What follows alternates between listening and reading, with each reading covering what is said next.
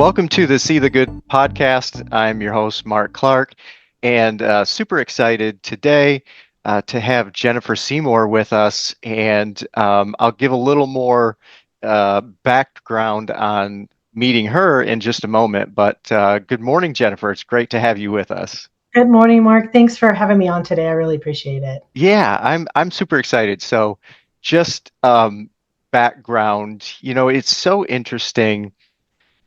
I don't, Facebook has been around, for a while now. And, we started these groups online and all across the country, opticians, we kind of started quasi getting to know each other, but maybe never meeting in person. And Yes. and so we're all lurking around, kind of watching each other's lives and Yeah. we admittedly don't know a lot about each other. Right. And you and I had not met until just a few weeks ago at Vision Expo, to my recollection. I don't think we'd Yes. met at any No. other events because I'm usually so swamped when I'm there. And this time I actually got to wander around and do some things. But, um, everything that this podcast is about to me is about this interaction and the interaction that we had. And what that is just highlighting people that are in and around us, but we don't know anything about them. And my impression of you from Facebook lurking, was I just be totally like straight out honest, is I've seen you in my feed for a long time, and every time I see you, I'm like, she just seems like a good human. Like that was what I just like all the time. I'm like when I scroll past, I pause because I'm like, it's not, hey, look at me. I just made this kale bowl, or hey, Yeah. look at me. I just bought this Cadillac. It's just genuine, good human stuff. And it just, you know, I don't know. That was just the impression I got of you just Thanks, from, Bill. years of Facebook Yeah. lurking. And then I'm at Expo. I'm on the show floor. I've got an agenda of things I need to do. And one of those things is I need to meet up with Helen Whitaker. Yeah. And so I'm looking for her because she's supposed to be coming my direction. And I spot you. And the alarm bells in my head go off. Oh, Jennifer, she's a good human. I want to meet her. And so I start heading towards you, not realizing you're with Helen at the Helen. time. Yes, Yes. yes, because I'm just like making a beeline to you because I want to meet you. And Thanks. and then I met you, and we all sat down together, you, me, and Helen, and it was everything I expected. That was, Me too. yeah, you are a Me good too. human, and Oh, there are. I want to tell our audience that there are so many layers to Jennifer. You might catch her at a symphony one yeah. day, Lady Gaga the next, and Yeah. then a hockey game the next day. And then I just found out when you came on the call before that what is it? What was that you did at night? That exercise? Oh, so I did Muay Thai. I did mixed martial arts for 4 years. So I did Muay Thai for 4 years and a second level belt. So yeah, I know There's people. It doesn't match the persona that goes yeah, along. I mean you're just an onion of layers. I would have not expected that layer would probably is the one that is most surprising to me. But as we sat down, you were mentioning different things that you had been involved in, and you were genuinely just trying to help me and Helen figure out how do we work together and how do we get Yeah, stuff done. yeah. Just be an outside And resource for you guys, just an yeah, outside voice, just to kind of help you guys put it together. yeah. So And you had mentioned some work you'd done in the prison, and I stopped you. I didn't want to hear the story. I wanted to hear it live. now, So okay. yes, I wanted to hear it live, and I wanted to hear about what you've done. And there's so much more that I can say. You just became a fellow of is it the National Association of Contact Lens Fitters? I'm probably Contact saying that Lens wrong. Society of America, correct. Yeah. So I institute fellowship for the Contact Lens Society of America, which I was an intense 3 hour exam, but well Ooh. worth the accolades. Yes, yes. So 3 hour exam. Some practical, some clinical, and some basic identification. But it was phenomenal. I mean, it is designed for those to be in clinic for several years. It does set along. It kind of equates on with a NCLE masters Okay. and how we can qualify, because you have to write a CE or a paper along with it. So I've written my Oh, first awesome. CE, which Oh, is congrats. the final days of approval. We're on the last little adjustment, and so we're done, which is great. And then I'll write another one before the end of the year. So that's been great. But Awesome. so yeah, it's been a wild. And then speaking for Contact Lens Institute's visionary for that, I mean, I've had the most whirlwind 2-3 weeks of stuff going on. So, Yeah, yeah. but yeah, and then changing practices. So I'm in the middle of changing practices too. So, Oh, wow. and yeah, it's it's just work in progress and time to make a change. So it's been good. That's all amicable. But yeah, so and then we sat down and I had literally connected with Helen, I think 2-3 days before Expo. She's like, I'm coming. And I'm like, hey, come find me, and it's like, we got to find each other. And we literally walked into each other, literally at the bridge going into Expo right at that point, break point. Awesome. We were just kind of like, oh my God, you're in front of me.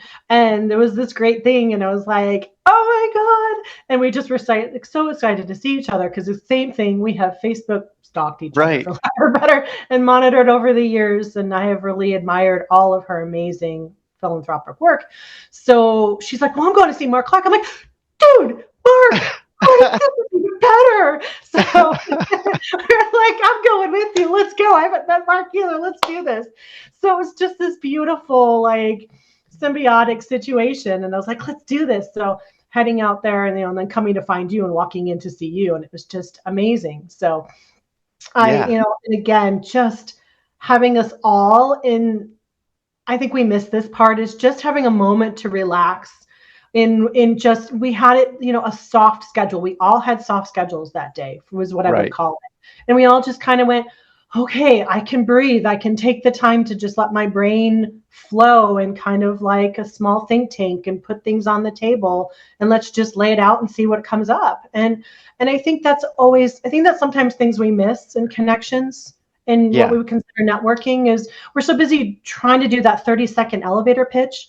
Sometimes we forget that we need to just relax and just kind of hear each other and hear what everyone has to contribute, because there's so many ways we can go in this field and so many things we yeah, can do that are, again, I've never taken the basic path. So, it's always looking at the different paths and admiring those that also do it as well. So, it was cool.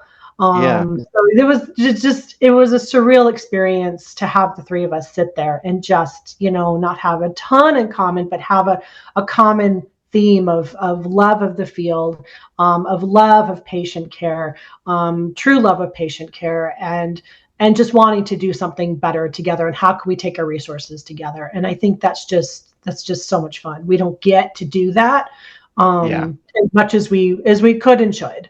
So, yeah. that was the beauty of that. So, I appreciate Yeah, that. it really is. And to get past, yeah, just that elevator pitch. And, Yeah. I had done some things just remotely on the internet with Helen in the past, and Hmm. but we also had never met in person. And when she started telling me some of the things she's trying to do, I'm like, oh my gosh, I didn't know you were doing that. I didn't know you were doing that. Like, Right. and and that's what we miss out on, and Yeah. we don't know what No. people are into, and we're so like sometimes off in these corners, and that's Yeah. one of the things I'm hoping to over the next few years is how can we at Carolink and in other Yeah. ways, how can we bring some of this together so we're not overlapping work, so we can you Great. know, and so we've been at CareLink lately, we've been trying to reach out to a lot of little partners that are doing things in different Sure. ways and some other larger ones, but we have some resources we can share and some things that Yes. we can do together and some learnings we can share because Vosh is out there doing something great Yeah. and Prevent Blindness is doing something great and Kid Sites out there doing something great and the Lions Club, and it's like, okay, how can we you know do better together and hear each other, and that's what we got just a short little while to do, which was really great. It was. And I wanted to ask about your prison work, so I Yeah. wanted to hear the Absolutely. story about that, how it started, some of the stories from it, Yeah. um, and you Great. specialize a lot in kind of ocular surface and some of these difficult situations, Yeah. scleral lenses, things I know very little about. I've just stayed kind of, I got my ABO and then I was just like, okay, like I'll let somebody else do contacts. So, Sure. And I hear that a lot. It does take, I think one of the things we've been working on is bringing the amazement and the wonder to contact lenses.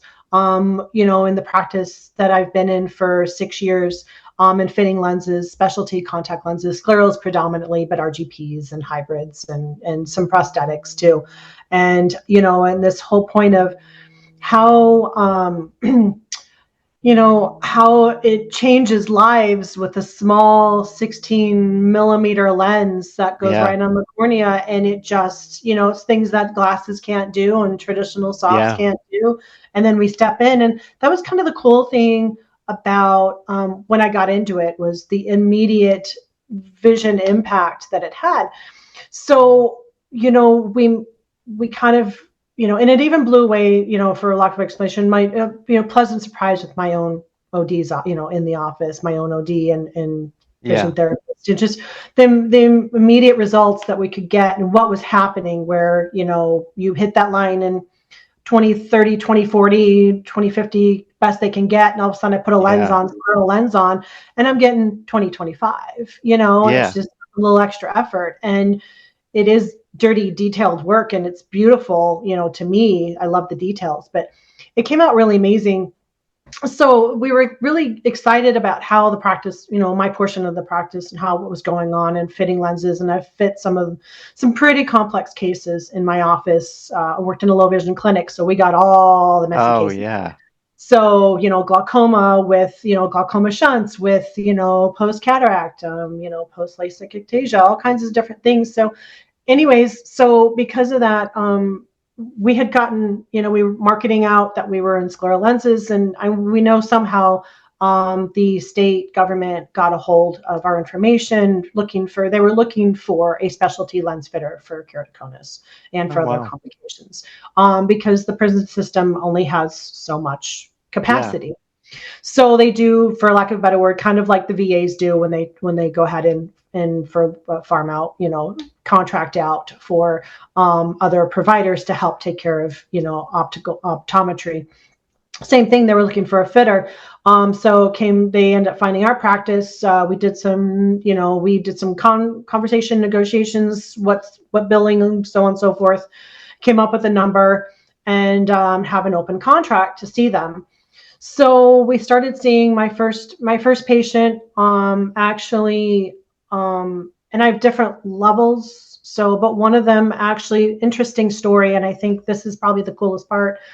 We're like, oh, they're prisoners and they're criminals, and yeah, they have done some bad stuff. I'm not gonna mince words about it. Some of mine yeah. have done some very bad stuff, and but that being said, one of my very first patients, it turns out, after I'd met him and we started the program, he was my first one. Got him in, got lenses on. He's like, crying in the chair, and the joke is I can make grown men cry at a regular basis. So with sight, Hardened so criminals. right, criminals cry, but he sent me. I will be honest, he sent me a letter after, and we kind of, made the kind of funny joke about a love letter, but really what it came down to is he was explaining to me that he had been fighting the legal system in the prison, and 2 years of red tape, 2 years of advocacy, just to have the right to sit in my chair to put those Wow. lenses on, and what he had to do. And it turns out that he actually was the one that got all of this to kind of roll into place, for lack of a better explanation. Oh, And, wow. there were other people and there's other things, but I guess, he got to the point where he sued the system and won. And they were, for lack of a better word, put into a position where they had to get somebody. So they found us, and he ended up in my chair. Super nice guy. But he had said, he was advanced keratoconus and had been for years, untreated, and for a long time undiagnosed. and then low treated, given his financial situation before he was in prison.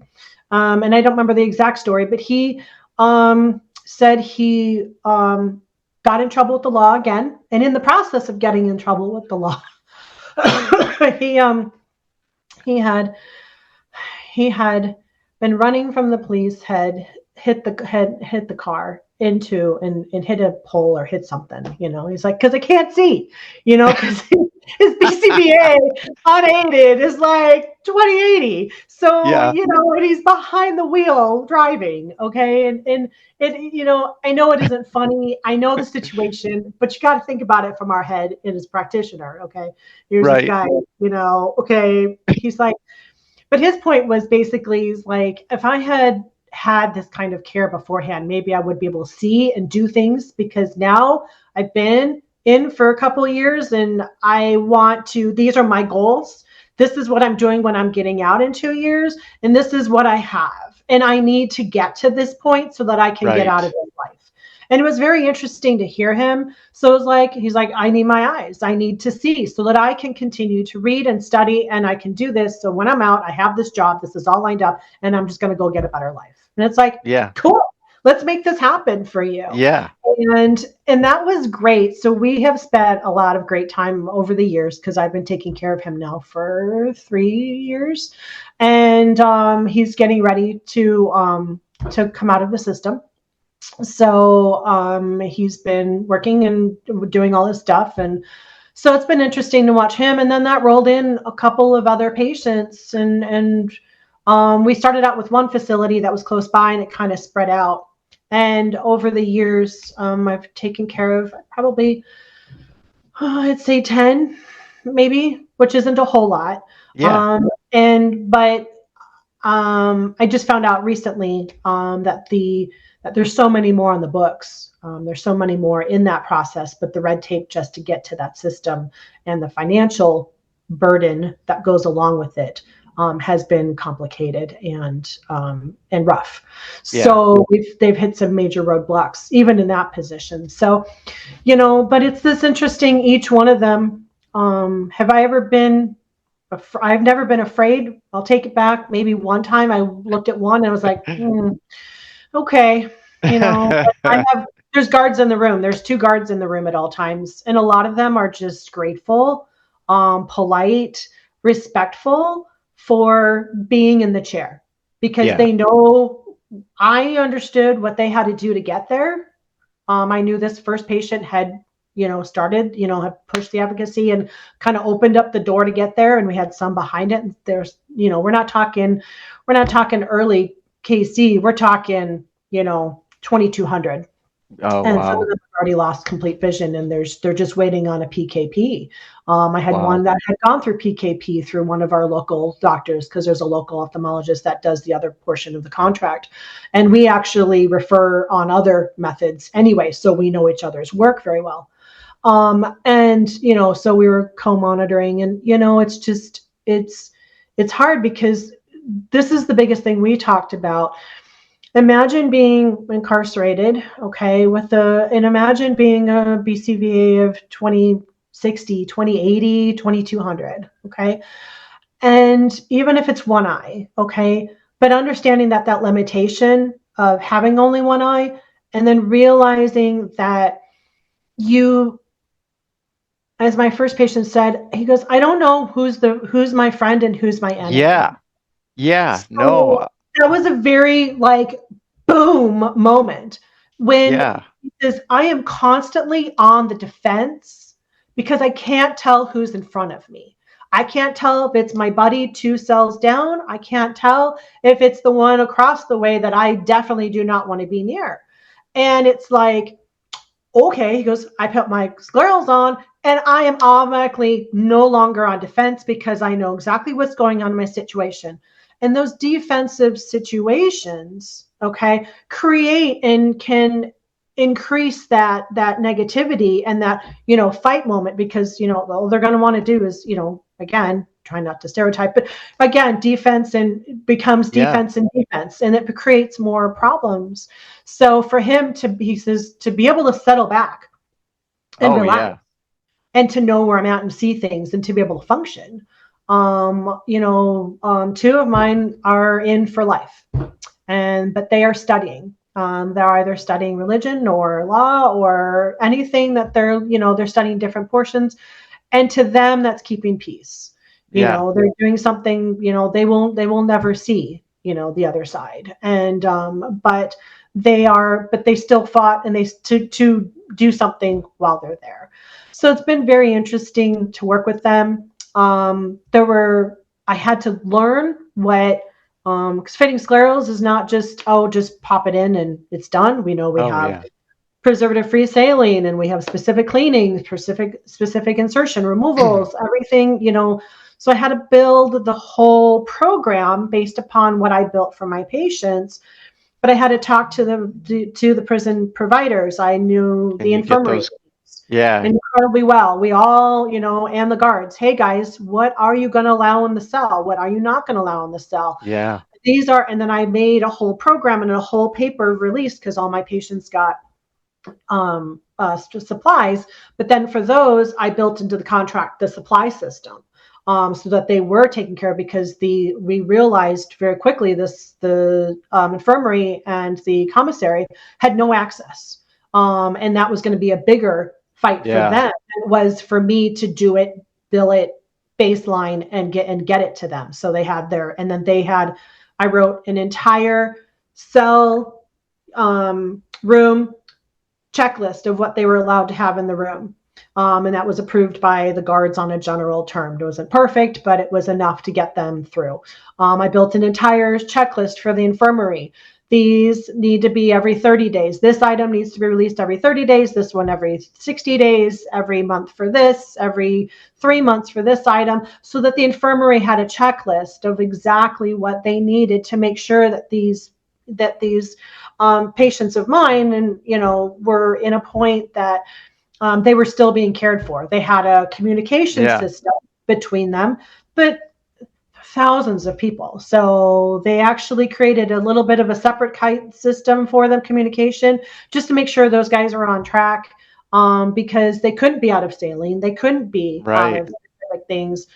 And so we were very, we'd go through some weird moments. We wouldn't hear anything for a while, and all of a sudden we'd be like, boom, I'd see, all of it at once. But it was, um, it was life changing. It was true care at its core, with really, Yeah, some of the most complex. They were very complex cases. They weren't. yeah, They were.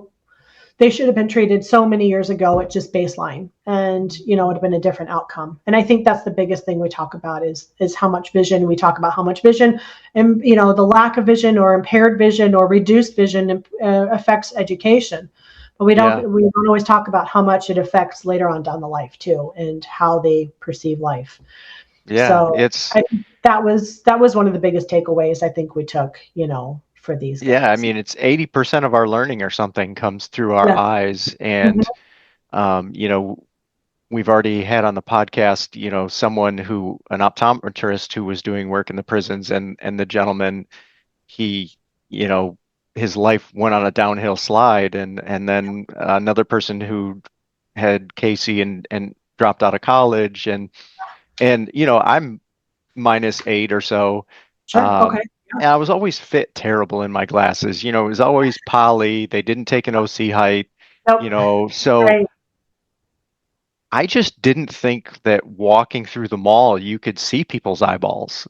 Correct. You don't know any different. You don't know any different.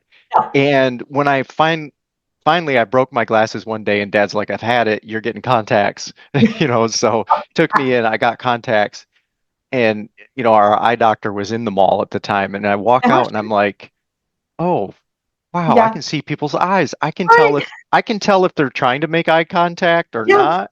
Yes. And It's the I leaves grew on up, trees. The leaves on trees. It's the same yeah. thing. Right. Yeah. For kids. Yeah. Well, and I grew up in a rough area. So Okay. like the Yeah. Flint area was Oh where yeah. we did our shopping. And you just know that in those areas you don't make eye contact. Well, Yes. if you can't see eyes, you don't even know if you're making eye contact. And I gotta Right. imagine in the prison it's Right. way worse. Like, Correct. Oh yeah. Oh. keep your head down. You just you Yep. know, and I can't fathom being in a potentially hostile environment all the time, not knowing whether or not someone is making eye contact, not knowing if I'm accidentally making eye contact. Like, there's so much there, and I'd never thought about it in that context. Yeah. So it affects, their life choices up to that Yeah. incarceration, Right. potentially in that gentleman's case, hitting a pole and being incarcerated. The Right. tip for all the criminals listening today, Correct. see your optician before you go running from the police. I do not. Yeah, that's not aiding and abetting, but okay. Yeah, I know it's a fine line, giving them the proper vision to run away. Right. I don't know. Right. So, yeah, but then life, in incarceration and all that goes into that. And then I didn't even think about how you get the chemicals approved because, non-preservative salines, sometimes, those are, um, you know, have different bases that are some chemicals that might get hard to get approved in there. And But in fact, traditional, which would have been the ideal given their environment, clear care, which is right, peroxide yeah, based, which is a would chemical you be probably couldn't get in. ultimate. Absolutely, no go, no Ah, go, not allowed. It's considered because it's considered a weapon in the room. So I was like, okay. So I actually had to step back a little bit, and I actually called my manufacturers for my solutions. And I had actually met the designer, the creator of inventor would be the best word, of Unique pH, and had a conversation with him. By chance, we again, GSLS, Global Specialty Lens Symposium in January, and he happened to be standing at the round table that we're all quick snacking at between, and we're just all of a sudden we're just start chit chatting, and I'm like, oh well, you're kind of the person I wanted to talk to. So we discussed the situation, and I told them what I was up against with them because I was just happened to be at that point. Beautiful fates that allowed that situation and in that conversation, and we talked about it. And so I ended up moving them into that product to get them as safe as possible, yeah, and give them some backups of tangible and some other stuff. But their main cleaning gave them a specific, and we talked. I'm like, okay, this is what I need to do for them, because yeah, again, the care system is overrun, and for them to get in basic triage care, a small eye infection, or an irritation is a blow up for them. yeah, It's exacerbated, one, by the wait time that usually getting them yeah, in there, and two, just by the having the corneal pathology and the complications they already have. They're already compromised, so it just exacerbates it. So I had to do everything to mitigate and bring it all in, control systems, and be very, very specific with these guys, yeah, and knowing that they were going to have to take some risks at some point because they were going to be out of something or something went wrong, yeah. knowing how to help them get through those situations as best as possible. I understand, but please don't use water as a substitute. I understand, but don't do this. This is what you can do. This is what you can't do. So there's a lot of, conversation with these guys. So Yeah, because it's important. yeah, It's important. They don't, and the system doesn't need more. It's not in their best interests to make this worse. Does that yeah. make sense? It's Oh, that yeah, it's not in their financial best interests. yeah. Even when we talk about keratoconus and in traditional methods, we are going to do everything to avoid a PKP. Everybody's like, oh, I'll just get a corneal transplant. No, we do No. everything possible, Yes. everything to avoid that, Yeah. because those are a whole other set of complications. Oh no, just Yes. replace it. That's our society, but it's not the right method to go. And if we're Yeah. doing it properly, and we're catching it early, and we're doing stuff early, that's where it comes in, and helping these guys out, because if we can calm the system in one way, just one small way, it just makes it easier on everybody. I mean, from the guards to the workers to the infirmary, those are just, it's all encompassing. So Am I the greatest thing? No, no. It's not my point. My point is that Yeah. we all can kind of put in a point for them on a very complicated area, Yeah. do some small work Yeah. that makes it to a point of making it a better system. So, that's really what it's all about. So, but it was Awesome. a lot of work. It's not easy. It's a lot of work. And I'll be honest, it's the the the billing system's complex. It's never easy. It's Yeah. not like we don't make $1 million off of this. This isn't how that works. Right. Um, and it doesn't come in stages we want it to come. We're Yeah. on their time.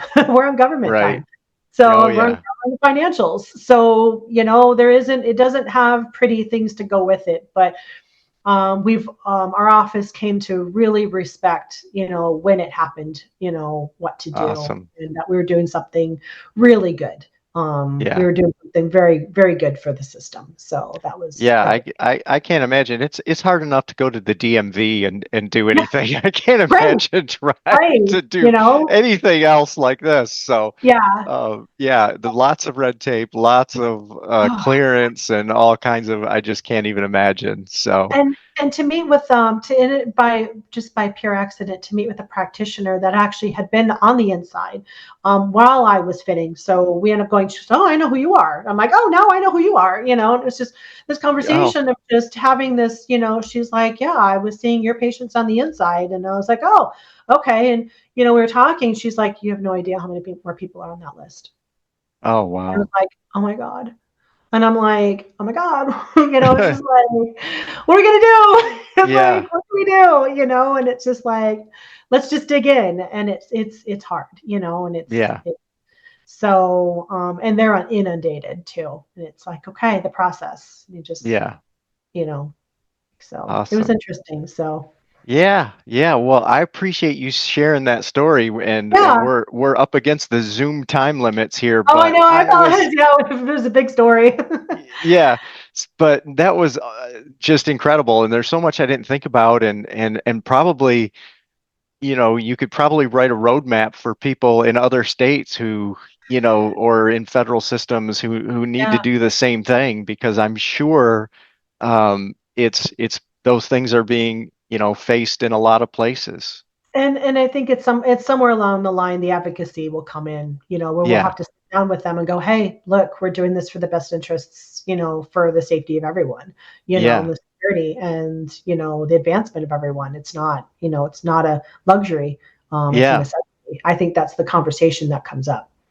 yeah. So And I mean, so many people, you know, they they don't even, I mean, if you say keratoconus, we laughed on one of our previous podcasts, but their first thought is that contagious? Like right, they don't yeah, know. We always. we we all know what this is, but Right, yeah, they don't know. So right. it's so nebulous to them, It and is. so it's like you have to educate them before you can Oh even yeah. have the discussion about where to go Oh, or what to do with it. So absolutely. And it's usually in the psychology that goes along with providing yeah, that diagnosis, that explanation, because it is psychological and it's affected, and you have to know how to handle that because of the responses that can come out from anybody yeah.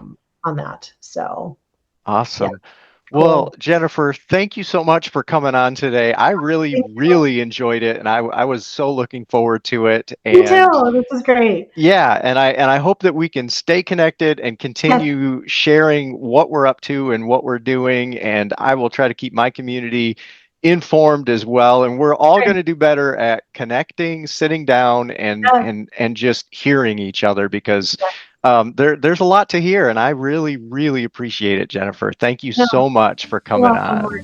Thanks. Thanks for us finally getting this chance. This is great to Yes. finally